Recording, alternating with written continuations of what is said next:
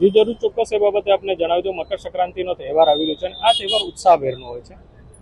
લોકો એની અંદર પતંગ ઉડાવતા હોય છે, મોજ મસ્તી કરતા હોય છે, પરંતુ એ મોજ મસ્તી કોઈની જિંદગીનું જોખમ ના બને એ પણ આપણે ધ્યાન રાખવાનું છે.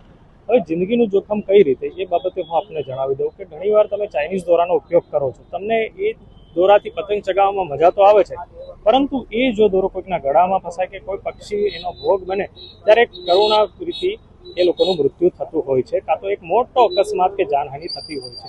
એટલે આપણે ચાઇનીઝ દોરાનો ઉપયોગ નહીં કરીએ અને લોકોની જિંદગી બચે, પક્ષીઓના જીવ બચે એ બાબતેની આપણે પહેલ કરીશું. એ બાબતે હું આપને જણાવ્યું, અત્યાર સુધી 301 જેટલા વાહનોની અંદર ગાર્ડ લગાવી દેવામાં આવે છે અને સદંતર આ રીતની પ્રક્રિયા ચાલુ રહે છે. અને જે પણ વ્યક્તિ હશે એમને પણ આ ગાર્ડ લગાવી દેવામાં આવશે. આરટીઓ કચેરીમાં આજે કોઈ વ્યક્તિ જો લગાવવા માંગતા હશે તો પણ ત્યાં આવીને સંપર્ક સાધીને આ કાર્ડ લગાવી શકે. આનો કોઈ પણ પ્રકારનો ચાર્જ રહેતો નથી. તમારે આવીને ખાલી સંપર્ક સાધવાનો છે, સર અમને આ રીતના ગાર્ડ લગાવવા છે તો અમે તમને જી જરૂર, ચોક્કસ એ બાબતે આપણે જણાવી દો કે રેસકોર્સના આસપાસના વિસ્તારની અંદર આજે એક જાગૃતતા કાર્યક્રમની રેલી રાખવામાં હતી. એ રેલીનો મુખ્ય એ હતું કે મકર સંક્રાંતિની અંદર જે ચાઇનીઝ દોરાનો ઉપયોગ કરવામાં આવે છે અને માનવ જીવનને તેમજ પક્ષી પશુઓને જે નુકસાન થતું હોય છે એ બાબતેની રેલી હતી. એ રેલીની અંદર નાટક કરીને પણ લોકોને બતાવવામાં આવ્યા હતા કે કઈ પ્રકારે લોકોને જાનહાનિ થતી હોય છે, મૃત્યુ થતા હોય છે.